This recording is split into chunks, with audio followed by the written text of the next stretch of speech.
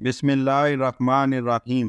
حضرت معاویہ رضی اللہ عنہ سے روایت ہے، انہوں نے دوران خطبے میں کہا، میں نے نبی صلی اللہ علیہ وسلم کو یہ فرماتے ہوئے سنا، اللہ تعالیٰ جس کے ساتھ بھلائی چاہتا ہے اسے دین کی سمجھ عنایت کر دیتا ہے، اور میں تو صرف تقسیم کرنے والا ہوں، اور دینے والا تو اللہ ہی ہے، اور اسلام کی یہ جماعت ہمیشہ اللہ کے حکم پر قائم رہے گی۔ جو ان کا مخالف ہوگا انہیں نقصان نہیں پہنچا سکے گا یہاں تک کہ اللہ کا حکم یعنی قیامت آ جائے۔ صحیح بخاری حدیث نمبر 71۔ حضرت مجاہد کہتے ہیں، میں حضرت عبداللہ بن عمر رضی اللہ تعالی عنہ کے ساتھ مدینے تک رہا، لیکن میں نے انہیں ایک حدیث کے سوا اور کوئی چیز رسول اللہ صلی اللہ علیہ وسلم سے بیان کرتے ہوئے نہیں سنا۔ انہوں نے کہا، ہم نبی صلی اللہ علیہ وسلم کے پاس بیٹھے تھے کہ آپ کی خدمت میں کھجور کا گودا لایا گیا۔ آپ نے فرمایا، درختوں میں ایک ایسا درخت ہے جس کی مثال مسلمان کی طرح ہے۔ میں نے ارادہ کیا کہ بتاؤں وہ کھجور ہے، لیکن میں لوگوں میں سب سے چھوٹا تھا، اس لیے خاموش رہا۔ نبی صلی اللہ علیہ وسلم نے فرمایا، وہ کھجور کا درخت تھا۔ صحیح بخاری حدیث نمبر 72۔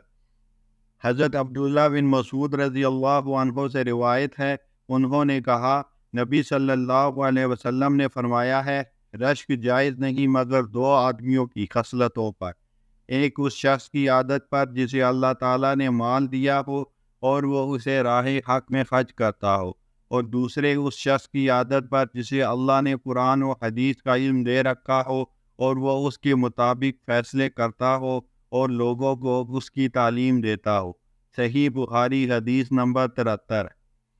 حضرت ابن عباس رضی اللہ عنہ سے روایت ہے کہ ان کا اور حضرت غر بن قیس بن حسن الفزاری رضی اللہ عنہ کا حضرت موسیٰ علیہ السلام کے ساتھی کے متعلق اختلاف ہو گیا۔ حضرت ابن عباس رضی اللہ تعالی عنہ نے فرمایا، وہ ساتھی حضرت خضر ہیں۔ اسی اثنا میں حضرت ابی بن کعب رضی اللہ تعالی عنہ کا ان کے پاس سے گزر ہوا تو حضرت ابن عباس نے انہیں بلایا اور کہا کہ میرا اور میرے اس ساتھی کا حضرت موسیٰ علیہ السلام کے اس ہم نشین کے متعلق باہمی اختلاف ہو گیا، جس کی ملاقات کے لیے موسیٰ علیہ السلام نے راستہ دریافت کیا تھا۔ کیا آپ نے نبی صلی اللہ علیہ وسلم سے اس کے متعلق کچھ سنا ہے؟ انہوں نے کہا، ہاں، میں نے رسول اللہ صلی اللہ علیہ وسلم کو یہ فرماتے ہوئے سنا ہے، ایک دن موسیٰ علیہ السلام بنی اسرائیل کی ایک جماعت میں تشریف فرما تھے۔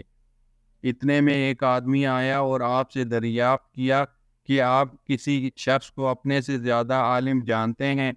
حضرت موسیٰ علیہ السلام نے فرمایا، نہیں۔ اس پر اللہ تعالیٰ نے حضرت موسیٰ علیہ السلام پر وحی نازل فرمائی، کیوں نہیں، ہمارا بندہ خضر تم سے زیادہ دانا ہے۔ حضرت موسیٰ علیہ السلام نے اللہ تعالیٰ سے عرض کی، اس سے ملنے کی کیا صورت ہے؟ اللہ تعالیٰ نے ایک مچھلی کو ان سے ملاقات کی علامت قرار دیا اور ان سے کہہ دیا کہ جب تم مچھلی کو گم پاؤ تو فوراً واپس لوٹ پڑنا، کیونکہ وہاں قریب ہی تمہاری اس سے ملاقات ہوگی۔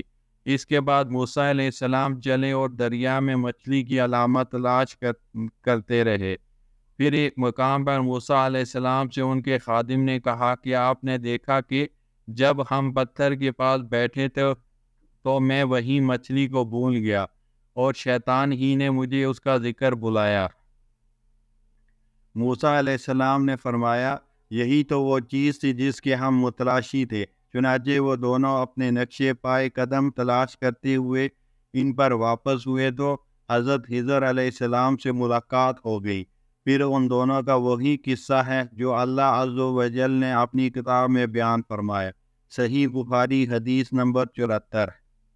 حضرت ابن عباس رضی اللہ عنہ سے روایت ہے، انہوں نے کہا، مجھے ایک مرتبہ رسول اللہ صلی اللہ علیہ وسلم نے اپنے سینے سے لگایا اور دعا دی، اے اللہ اسے اپنی کتاب کا علم عطا فرما۔ صحیح بخاری حدیث نمبر 75۔